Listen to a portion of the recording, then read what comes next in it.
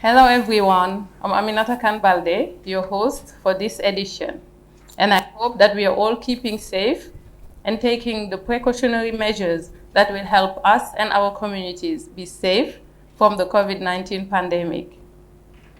Dear audience, I'm super excited to welcome you to this edition of the Ignition Hour, where we bring to you great entrepreneurs in an effort of helping you be ignited by their journeys and experiences. Whether you are young entrepreneurs or contemplating embarking on that path. This game changer that is the Ignition Hour is brought to you by Craving for Development, an organization that aims at equipping young Africans with the requisite skills of being proactive, independent, and impact-oriented. Ladies and gentlemen, let's project ourselves and imagine an Africa where the driving forces of our youth are curiosity, determination, and grit. At the Ignition Hour, we are on a mission to make that happen, and we are just getting started. Because our countries need more innovators and stronger entrepreneurs who are ready to do what it takes to challenge the status quo. Another projection that we need to make is one where the creativity of our African youth is fueled by access to enabling tools such as cloud computing and advanced manufacturing technologies, particularly industrial technologies and artificial intelligence that can drive generative design technologies. So the topic of this edition is how design can shape the future of entrepreneurship. It seems that African entrepreneurs who can match their entrepreneurial drive with the design-oriented mindset and a desire for continuous learning have the unique opportunity of realizing their mission and subsequently impacting both individuals and communities. For that brand of African youth to thrive, it is essential we embrace the Pan-Africanism mindset as the new business competency that must be taught, exercised, and adopted across the continent with the primary intention of designing solutions to problems we face. If resourcefulness is combined with leadership and management skills, the designer could turn it into entrepreneurship, making the original problems and their solutions a business opportunity. Those entrepreneurs would be uniquely placed to transform Africa and drive prosperity.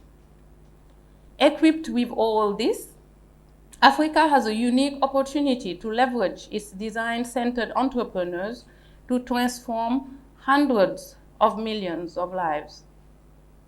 To discuss all that and much more, we are glad today to have amongst us great entrepreneurs and role models, namely Blen Genene, who is the founder and the managing director of Acacia Furniture and Furnishing, and Ishmael Bull, who is the founder and managing director of Inky Media. A round of applause for our great guests today. Yeah. So Blen Genene is a mechanical engineer who is passionate about producing and showcasing world-class furniture with a specific African touch. She believes in leading by example and epitomizes ingenuity, determination, and empathy in a way that can inspire generations of African youth. Ishmael Bull is a creative professional with awesome innovation skills who came back to Sierra Leone to help broaden the digital horizon. He is a dedicated and very voracious learner and doesn't have limits when it comes to possibilities. His sole focus is the end user and their satisfaction. So I can promise you that by the end of this edition, we will be enlightened and inspired enough to embark into entrepreneurship in the creative industry and in ways that can uplift it to greater standards. Thank you so much for joining us today. Thanks for having me. Thank you. Okay, so let's, without transition, jump into the questions. So we are curious to know what brought you to the field of design, of creativity and all that. How did it happen? What inspired you? Thank you for this opportunity. Aminata and Craving for Development, the staff all. It's an honor to be here at first. As you mentioned, I had a background in mechanical engineering. When I joined this field, I never thought that it was that deep. Design was that deep, you know. But as I took and go deep into the subject, I see that that's exactly what I want, you know. And it's basically about solving problems and just not looking at problems. You know, you just take the concept and then go deep inside, you know, find the inputs that are needed for the final or the end product that you want. So basically problems, you know, seeing problems and trying to bring a solution to that specific problem drives me to pursue the design every time. So as an entrepreneur, we see so many problems around us. And as a designer, we take that problem as an input and then put a solution to that. So that's my major drive to pursue design. Yeah. But when we hear mechanical, I'm sure many people will agree with me. When you hear mechanical, you think more of engines, machinery, and stuff. You know, are we right, or is it like engineering in general that was your major? Yeah, basically mechanical engineering is not only the engine part. It's really wide, but it's more on the industrial part of it. For example, it can be like when you build a building or maybe an industrial institution, and then you want to put the machineries on the floor.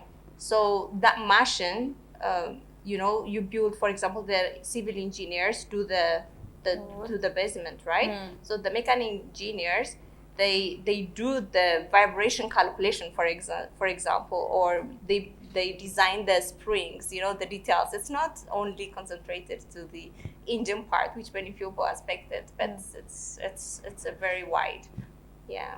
It's very beautiful to see a lady who studied mechanical engineering and who's speaking with this type of ease, you know, in those type of subject matters, because I'm sure it's a male-dominated industry, isn't it? Yes. When I graduated, we were only two who in the entire university, you know, like of where I studied.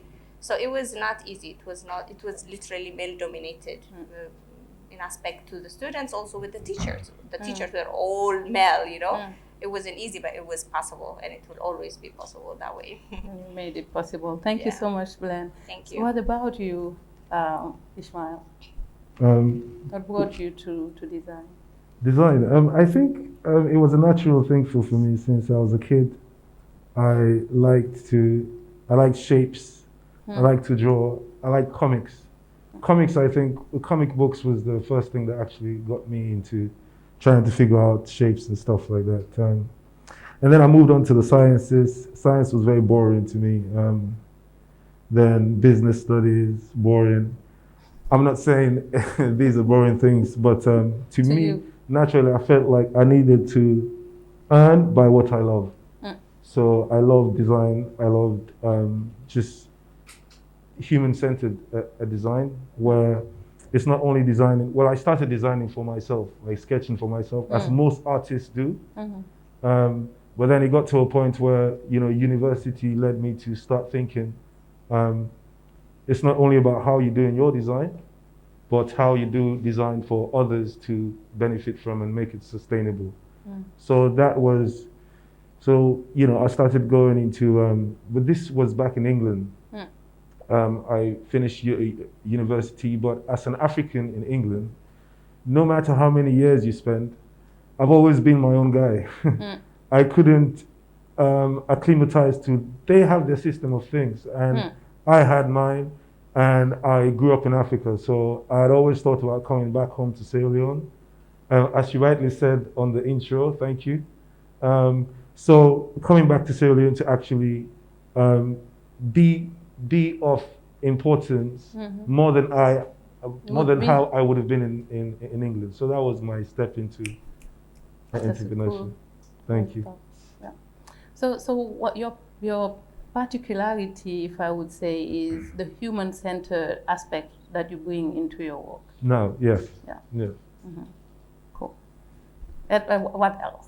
Do you have anything else because once we get into the topic, we won't be able to come back and discover you more. So what is it exactly about Ishmael Bull and Inky that gives you that edge in your own industry?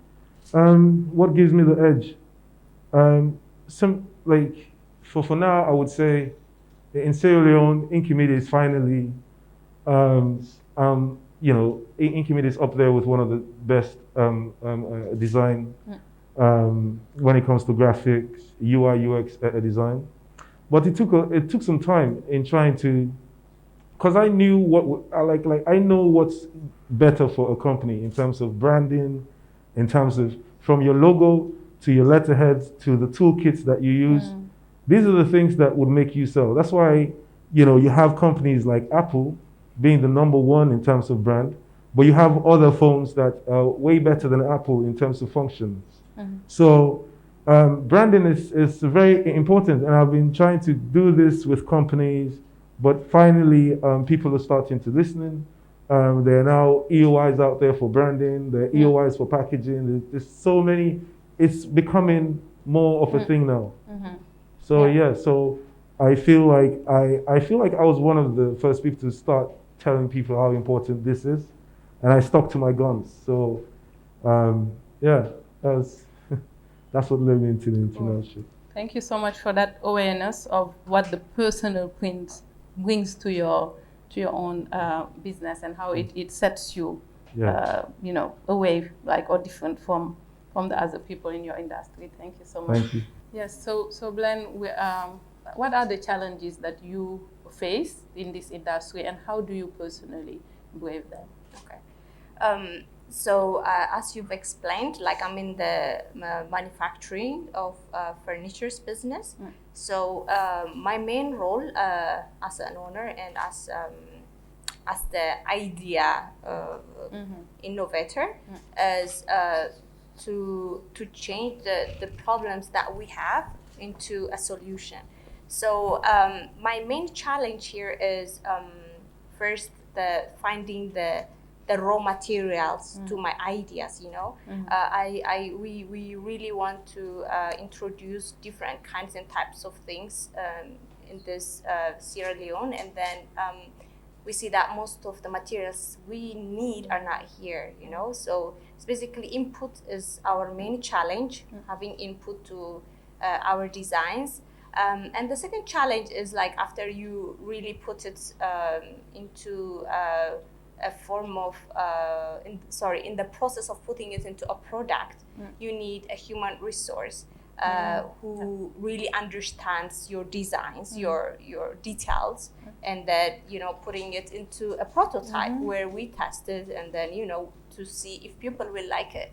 So those human resources, finding those human resources, first to actually read my designs, second to actually put it precisely as I want it, has really been a challenge. Where we try to solve it through process. It just needs more of my engagement in every aspect. It didn't give me much more time to be more creative, and instead more involved to make sure that everybody grasps the idea of the designs. And I spent most of my time in the factories, with the workshops, with training the carpenters, So that has been a little bit challenge, and it's holding us a little bit back. But things are improving, Everybody's learning, and then we're improving, and then I'm sure we'll get better. Yeah, I felt you when you were talking about the human resources, because it's not the only industry that has that issue or challenge, but then as creatives, as you also rightly mentioned, you need quiet time for you to produce even more and to design, to be inspired and bring on board something that will serve the client even better. But then getting involved in the production itself, like hinders you from producing, from designing again. Exactly. Yes. Yeah, that's something that is cross sectoral. Yes, cross-sectoral. Yeah, but also I'm sure very present in this industry. Yeah. And like especially for Blen, like as somebody who's designing furniture, like I see you designing it and drawing it, but you going there and cutting the wood, you necessarily need some people to come on board and do it. Yeah. Definitely. So that dependency on those people who need to help for your own idea, from ideation to the prototype that she just talked to is really very challenging. Yeah. So do you share the same challenge? I share the same, absolutely. When you human resources is a big thing because before I came back, I actually registered Inky Media. Well, I registered Inky in England. I was gonna start the company there because with design, I just thought with my laptop I can design for anywhere in the world. But then I'd always thought about coming back home. Even if it's just for a while and going back. And then I started to research in the design industry in Sierra Leone, and it was zero.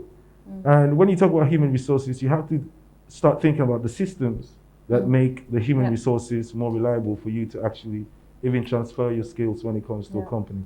And if we go down to the brass tacks, everything has to do with design, even in the sciences. The calipers the doctors are using, that's a design. It's mechanical design.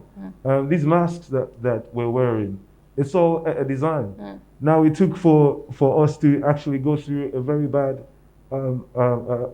epidemic before we know that Africans can design very nice masks. So that was the first thing. And then I thought, okay, if there's no faculty, what can I do to actually make this happen? But then again, I had no money. Like I wasn't going to come. I'm not a tycoon. I wasn't going to come and start a college or university. I was like, let me come into the system, build my network, and that's when I got the job with AfriCell. I was head of the communication and media for 3 years, and that it broadened my scope because with AfriCell, I was interacting with designers in Lebanon, in France. So we were collaborative in that way. And why? Why did I have to collaborate with designers in Lebanon and France to design for Sierra Leone? So I was like, this is not right, man. This is not. Yeah. So I started thinking strongly about Inky Media. Inky Media being like a prominent design company. And then I started training some guys. I still have some guys with me now that I started training in terms of software because everyone was using Corel, still do. I'm not saying Corel is bad, but I mean, Adobe Suite is like the industry. This is what people in Hollywood use. If you go to America and tell them about Corel, in fact, there are memes around how Adobe Illustrator is better than Corel. Corel is not even thought about. And there's still, so these are the little things. So I started telling these guys that train to use Adobe stuff. Everything you do is Adobe. Even these guys, I'm sure your tech guys would tell you that Adobe is the. So these, I started doing my own little bit with these things. And then my design circle, the people that would say they're part of Inky Media now, are starting to assimilate with that culture in terms of, in terms of integration and human resources. So the human resource stuff is like, it comes down to us who are kind of more exposed technically and in other ways to try and pass this on until our systems change, where we start having hubs and, these things in universities and schools. Yeah, and then building them and developing them, in fact, or even training them from scratch helps not only the ecosystem, but helps you also your own business. For you to have somewhere you can source people who can help with the vision you have. You're absolutely right. It helps, because now, if someone asks me to do something, I can't, it's hard for me to transfer skills to someone in Inky Media that would do this, to the quality that I would do it. So I always have to retouch whatever anyone does for me that is for a client or a customer or a business. So as our Blen was saying, you have to not only review whatever comes away from your company, but you have to be hands-on for everything. As long as you're here, you know, you have to be hands-on from point A to till it reaches the customer. And I do think the times are gone when CEOs or or founders are just sitting in their offices and then not following through up to execution and to the end user. Exactly. Yeah. Exactly. And to add something to Ishmael was saying, one of the advantage, let's talk about the advantage of like as helping people carry your idea and design models from the scratch and feeding them with the culture of your business as well. So when you have people already with their brains and their way of doing design in a certain way, it's very difficult, right? Like to change their way and to bring them to your business model or culture of the way of doing business as well, not only specifically with the design. So when you see people have a little bit of knowledge and then you start developing them, then you'll exactly find yourself in them, Exactly. So at the end, maybe it will delay you a little bit, but at the end, they will be a great asset to your business, really good assets. That's the positive side of. And the reality is, the more you transfer knowledge, the more you learn. Exactly. So it's like in many ways it benefits you back. Yeah. Absolutely. Thank you so much for that. So before going any further, I would like to know how you would define design. Before like design in general, and later in the creative system, with creative industries. Design is it's a really wide term, and in simple terms, you start design with a concept, and then you finish it with a product. So for every design to pop up, then you need to have an idea first, an idea or a problem, and then you bring that problem to you take it into the process of solving it. Like you sketch it and draw it, and then you make a prototype to it, and then you try it, and then you give it as a product. This process is not only for engineers or for designers or for ICT techs only. Everybody passes through this process. Even if they don't call it even if they call it, don't call it design, yes, because like our forefathers, when the Egyptians did that pyramid, for instance, like maybe they didn't know the term design, but they really did a beautiful thing, which we still go and visit, They had a concept, and then they knew what they wanted to do, but they had to pass through a process, So everybody's a designer. The clothing designer is a designer. A cook who cooks in the house is a designer. They have an idea, and then they put it into a certain thing that they want, and it takes a process. So basically, it should be as simple as that, design. But it's different types of designs, and we divide it into a certain point where we divide ourselves. Yeah. Great definition, because yes, you're right. It encompasses all sectors all because the way I think of it is like you cannot even lead a country if you don't have that exercise of designing with your cabinet to know exactly what the end product. You want to take the country from stage A to stage Z, but how? What the process? What's the picture that you all need to have in your mind so that you reach to that. Absolutely. Yeah, so that's a great definition. Thank you so much. So Ishmael, what can design bring to make sure that we have innovation? We invite innovation into whatever we are doing, specifically in the context that we are in, that really craves for innovation. Because what we mostly experience is entrepreneurs who just replicate what they see around them. So what can design bring on board so that innovation is invited at the table? Yeah, you know this term, there's this term that says necessity is the mother of invention. Mm. Now, I think Africa fits into that really well because we tend to, our techies, like the stories we read about innovators and these things, they're mostly people who do stuff that is solving a problem, as Blen started off saying. Mm. They're bringing solution to a problem. So I want us to actually engage in that spectrum of problems and solutions before we, I wouldn't say waste energy, but trying to replicate what has been done before. In terms of if there's this bottle of water, someone's done this, another person will do the same thing with a different label. At the end of the day, it's not water. When you start thinking the uses of water and what it does, and innovation that actually relates to that, then I think that would start to create the foundation for a thriving, innovative ecosystem.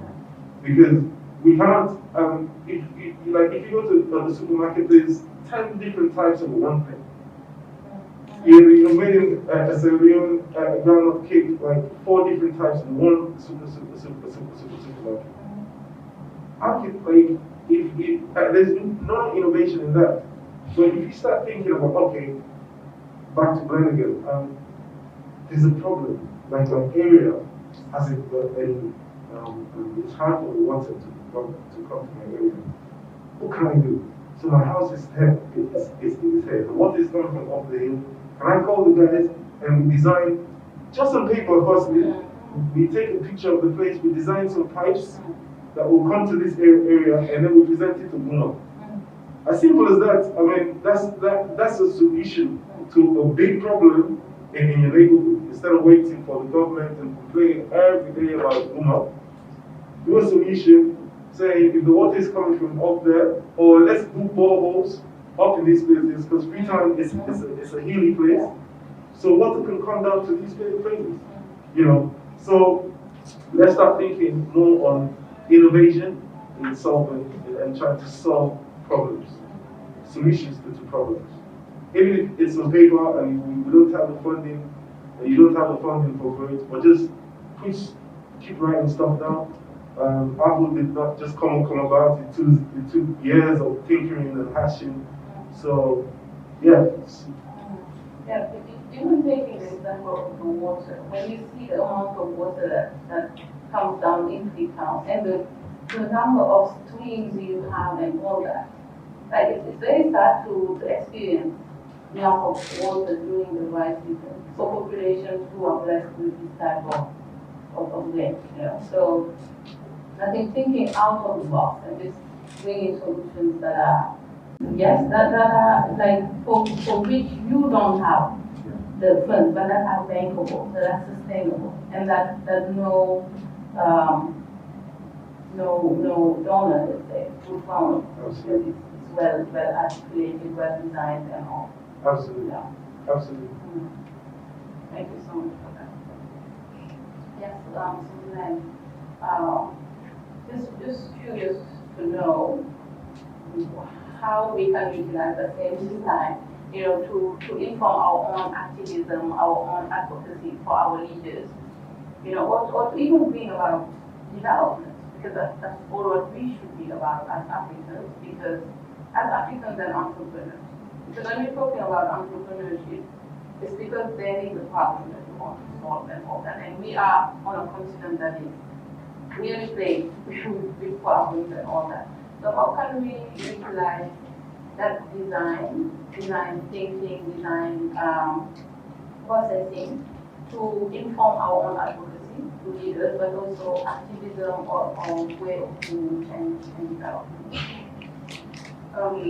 I think Ishmael can talk more about how we can use more designs or technological designs to transfer our ideas well regarding, you know, this activity and all that, because nowadays our generation is more into the visual than anything anywhere in the, I think, in the past. So putting our ideas in a way that really attracts people's mind instead of just talking about it, you know. just transfers the message in a very good way than the traditional. Many things have changed. In a technological matter, for example, if you want to send your model or your activism, then it's the best thing to do is like to make it, for example, in social media in the form of a little design, and that's it. Like it's cost effective, it's everywhere. You can really keep it in people's mind. And also some animations, for instance, like for example, if you're advocating for Black Lives Matter, then you don't have to actually see, as we're seeing, people really dying. Like we could do some animations and really transferring the idea to people in a very easy way, and which tackles many people, like millions of people in the whole world actually, not only in a specific country. So really, design is the way now, and will always be the way forward. Well, already the dynamics has changed. So I'm sure Ishmael can talk more on that side. And on the development side, yes, it's the main tool. And as, for instance, I we mentioned last time about Dubai, for instance. So Dubai, as you could see, it's like it's a desert. It's the youngest country probably in the world to just see, and it's like one of the countries where everybody wants to go now. And they only had sun, and many people argue that Dubai has natural resources. It's everywhere. They're rich and all that. And I don't think there is a better country richer in our world than Africa, to be honest. Like we have everything we need in the continent. But what we need is actually ideas, working ideas which really work to transform our country into world class. Our weather is awesome. We have natural resources. We have a lot of population. We have all the things that we need. I think it's only idea and a working force, a determined and youth which we need to just change things into a development. So yes, design plays a vital role in the development of the country in the community. Thanks so much, Blen. And what I related the most with when we were sharing was the fact that we have those great stuff. We have the minerals. We have even the weather, the landscapes and everything, but we don't see it. So I do think that we need somebody to come and unpack it for us, unlock that potential and showcase it, because you still hear people talking about being born on the wrong continent. But then when it comes to Dubai and other areas that we think were just developed out of the blue. Now, I think designers have a role to play in as much as that people like you or even many of us who take this development somewhere, and who can come and showcase what it is and what it is like by designing it and by unlocking it to those people. Because I can understand somebody who's very indigenous, have not gone out of their own capital city or even community. For them to see development in an environment where everything is blooming, very difficult. But then that's where I think designers can play that role of just like, laying it out for them, either using social media or any other medium, but showing them that this is the prototype that you can bring about using the resources we have. That's a very good, and the thing is that we're not that respected until there's a campaign. So for instance, the elections are coming. If our leaders can put that same focus in terms of campaign strategies are all designed, from the t-shirts to the mugs to the vehicles branding to the communication strategy. These are all designed. This is all from point A to the last to Z is designed. So that's why they call people like me saying, let's come and strategize this, let's print that, let's do that. It's hectic for people like us because around that time. But if we can translate that same kind of visionary thing from a campaign, well, let me use the word campaign again. Let's campaign for something else. Let's campaign for, to put more faculties in universities. Let's campaign, let's put that same energy into different things. Let's not just wait until the elections are coming, then we start. There were whole hubs, like there were political hubs where you go inside. There is the branding floor, there is the printing floor, there is the radio and communications floor, just like a design a company. So if we have that same energy on our different sectors, I think that will begin to change the way we think about design and the way we think about systems. Because we need systems, right? And so some people might say, oh, okay, well, you talked about cloud. Now, with the cloud, you need internet. We might make most of the ACE cable coming from France. Yeah, now we have fiber. But what was the use to a city if there are no roads? The fiber is like a road. You build the roads, and then you build the markets, you build the banks, you build the houses, you get the perfect city. But if there are no roads, then you don't have to have the city. The fiber, it should be accessible to people who wants to, everything is being built for us now. If I want to do a website, I can just go to a cloud and just try and knock it out in a week or two. But how can that young university graduate be able to access that cloud if he has to pay tons to get internet? I think it's the responsibility of companies like ISPs, mobile phone companies. I used to run an ISP, so I know the responsibilities. One of our mandates was to serve 100 schools with e-learning systems. And we actually started. We've been up to 70 schools. I'm not sure how it's being run now because I'm now doing my incubator thing. But yeah, these are the responsibilities that companies, these big companies must take and actually own it and make sure that it's sustainable because they're making loads of money. I mean, they should invest in these systems and platforms. Their own corporate social responsibility. So if I heard you well, you tackled the matter of universities, first of all, because we talk a lot about education and its importance in bringing about development and change. But then if at school you're given more theory than practice, you don't touch those computers because you don't have access to, you don't score, you don't code, you don't do all that. But then when you get out, you graduate and you have to create a website or something. You are so alienated from how you learn and how you need now to deliver. But that's one thing that I got from you. But the other thing is also the focus that we tend to have on the enabling environment. Because that's something also that they owe us, our leaders. Yeah. They owe that to us.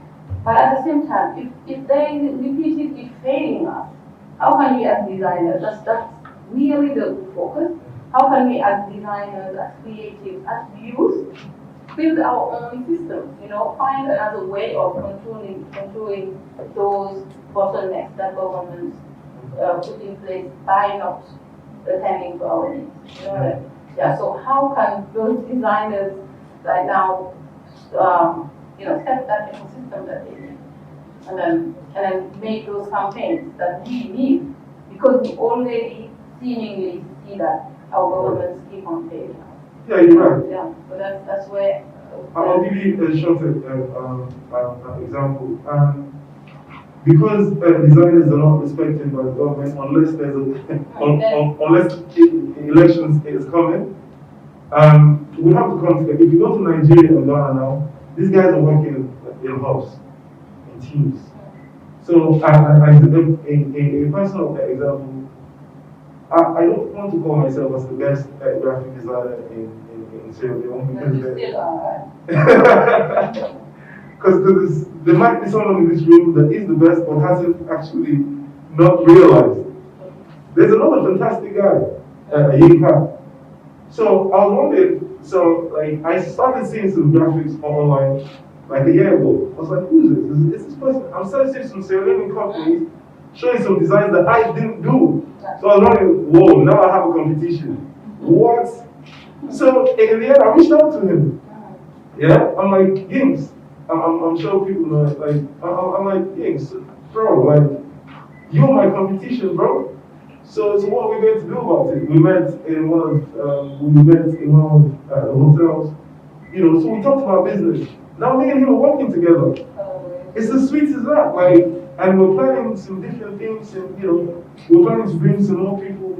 Setting up a hub kind of thing. So this is the thing. This is what we should be doing. Now, you see, photographers,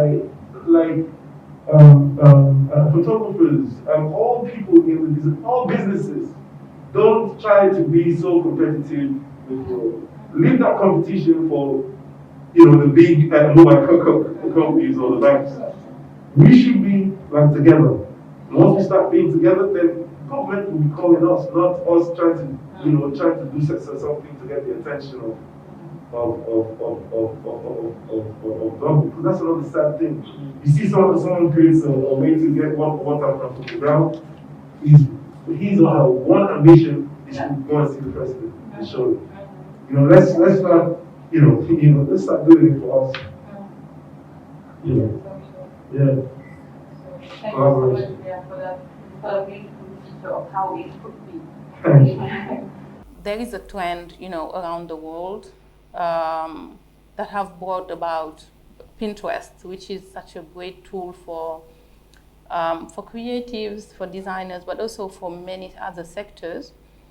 And that was brought about by designers themselves. But it was now turned into a big, prosperous business.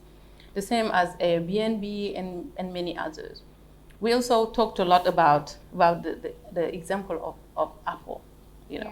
So how even the founder, the curator of Apple had, that idea of designing something that everybody would like to relate to possess, and to experience. Yeah, so that type of trend, has it contaminated Africa? If yes, then where are we in that trend? If not, then how can we bring about, that type of alliance between design and the business sector to bring about prosperity? Ooh. Good Yeah, well, I think, in my opinion, if we are as good as using this already created things in our way of doing business, I think it's very good for us. I don't want to say it's impossible, but it will be a boom in our businesses, because we have so much hurdles than the Europeans have. That we have so much problems with many aspects, like we have problems with the infrastructures. Even if we have that infrastructure, we're not sure if the end user have it. Where we want to target, what's the point? Like there's no point. So let me try to see if I understand well. So if what you mean is, even if we create, let's say, Pinterest, then the users won't be that many because they don't have that access to absolutely. How many African people are using Pinterest? Where, sorry? How many of us Africans are using Pinterest? Exactly. I mean, how many of us are using? Not to say that we're not able to use.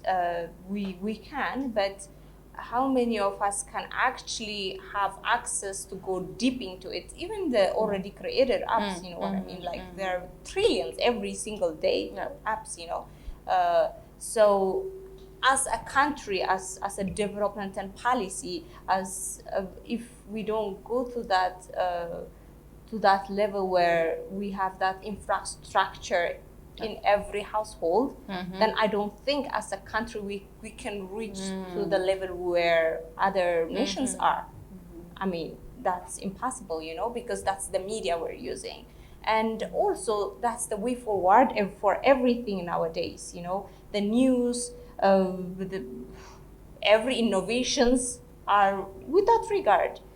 So I think that infrastructure, the government has to give it a vital attention so that yeah so that we can develop in every area of business we are, not only for us but for the policymakers, for each state to communicate in each state. They need to have that infrastructure. Nowadays, because of COVID, everything is virtual. For instance, like everybody has to meet via Zoom or something. We need a platform, and how many of people actually can sit home and work in Africa, starting from that simple things that we need to develop on our infrastructure things. I didn't think of it from this angle at all, which is, now if you create something, I'm totally against replication, like Facebook of Africa or I don't know what, but in case you develop something that is as useful as Pinterest, because Pinterest is a $1 billion company now because of the millions of users. So in case our creatives develop something like that, and they don't have millions of end users, then that business doesn't flourish. That's a very, very valid one. The thing about that is, in those areas, I wouldn't advise my African brothers and sisters to reinvent the wheel. If you take Facebook for instance, Facebook now has very close to 800,000 Sierra Leoneans actively involved in Facebook. So if you have a business and you spend more time in Facebook looking at other people's profiles or just scrolling and forgetting that your business has the potential to attract 800,000 people, then you don't have a business, or you're not serious about your business. Because let's make use of what we have so we can actually grow slowly. Apple had a lot of failures. There's about at least 10 big, even their second computer or the third, I think Apple III, failed miserably because Steve Jobs was saying, okay, you know what, let's remove the fan because the fan makes a lot of noise. Because Steve Jobs is very particular about these things. They removed the fan, shipped out the units. They looked nice. This was in the 80s, I think. They looked nice, but they started to overheat. So it was a big failure. They had to recall. So yeah, it was a mess. So in terms of trying to reinvent things, I think we should stick to tinkering and hashing out what's there for us to make use of already. And then, you might have the eureka moment where, boom, a solution might come to your head that is foolproof. So yeah. So leveraging what we have what we have, yes. And building on that. And building on that. Yeah, because at the end of the day, creativity also stems from that exposure and that familiarity with using those things. Exactly. Thank you so much. Thank you for the insight. So let's